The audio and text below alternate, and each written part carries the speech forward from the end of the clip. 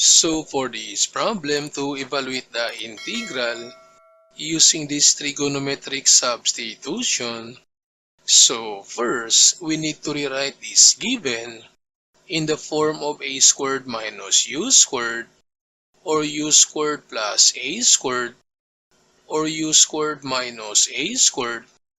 So from the given, since 9 is equal to 3 to the power 2, so this becomes 3 to the power 2 minus x squared. Now take note that a is a constant and u is a variable.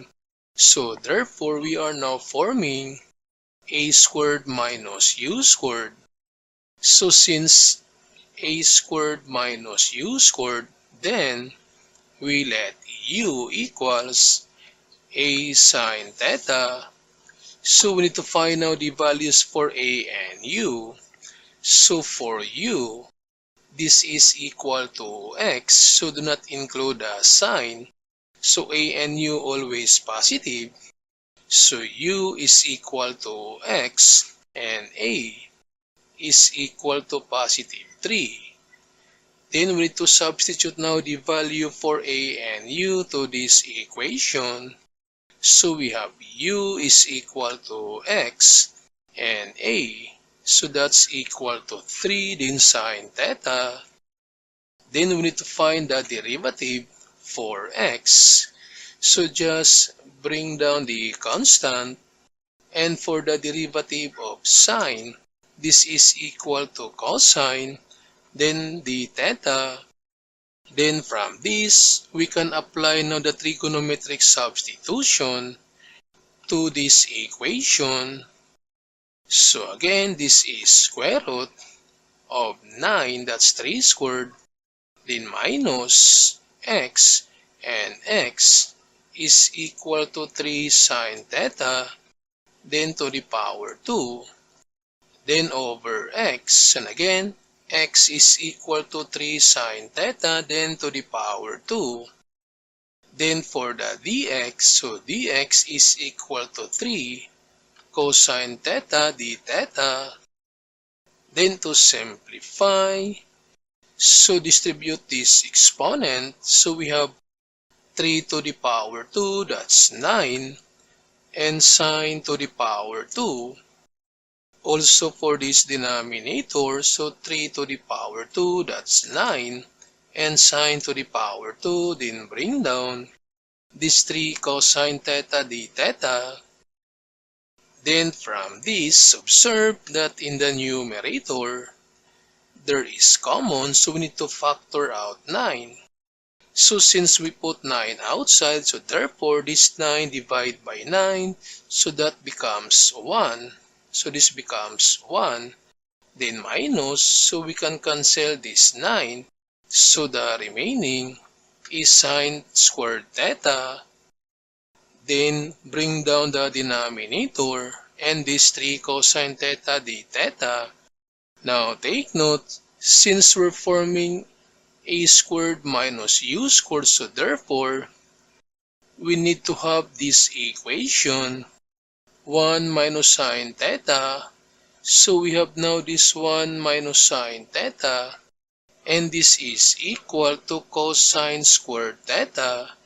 So this becomes, since the square root of 9 is 3, then the square root, so for this 1 minus sine squared theta is cosine squared theta. Then bring down the denominator and this 3 cosine theta. Then to simplify, so the square root of cosine squared theta, so just cancel the square root. So we have now cosine theta, then 9 sine squared theta, and 3 cosine squared theta. Then to simplify, so we need to multiply this 3 times 3 and put outside. So that becomes 9, then over. Put also this 9 outside, so over 9. Then this cosine times cosine, so this becomes cosine squared. Then over the sine squared. So we have now cosine squared over sine squared. Then this 9 divided by 9, this is equal to 1. And for this cosine over sine, so using this figure, we can find the identity for cosine over sine. So this is sine, cosine, tangent, and cotangent. Now take note that cosine over sine, so the function before these two functions, and that's equal to cotangent. So therefore, this cosine squared over sine squared is equal to cotangent squared. Then for this cotangent squared, so using the identity, because there is no integral of cotangent squared, so this cotangent squared is equal to cosecant squared minus 1. Then from this, we need to integrate now every terms. So the integral of cosecant squared, then minus the integral of 1 d theta. Then since the integral of cosecant squared, this is equal to negative cotangent theta, then minus the integral of d theta is equal to theta, then plus c. So we have now the integral in trigonometric form.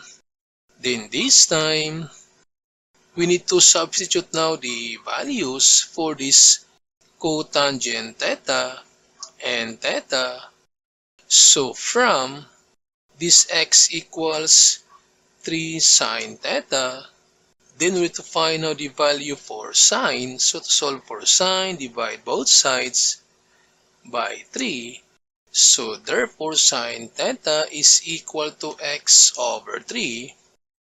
Then from the trigonometric function, that sine is equal to opposite over the hypotenuse.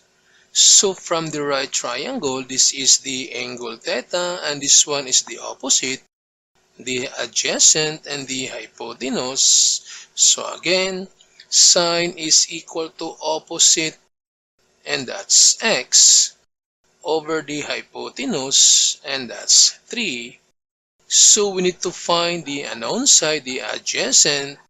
Now take note that the unknown side is the square root of the given.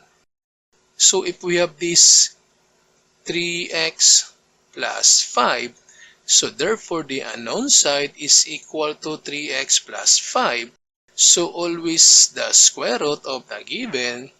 Since the given already contains a square root, so therefore this is now the unknown side, the square root of 9 minus x squared. Or you can use this formula to find the unknown side. So this one for the hypotenuse, for the adjacent, and for the opposite. So observe, the adjacent is the unknown. So we have the square of the hypotenuse, so the square of 3, that's 9. Then minus the square of the opposite, so the square of x, that's x squared. So we have now the square root of 9 minus x squared. So from the values of this right triangle, we can find now this cotangent theta.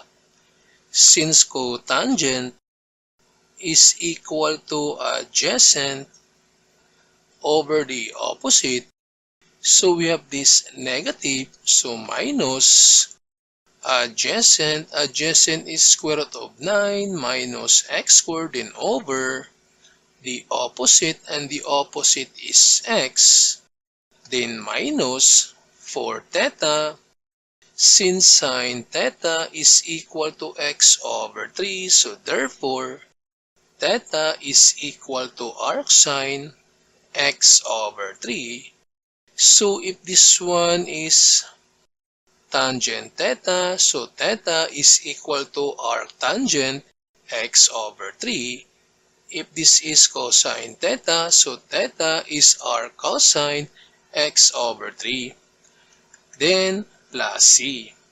So this is now the integral for this given using the trigonometric substitution.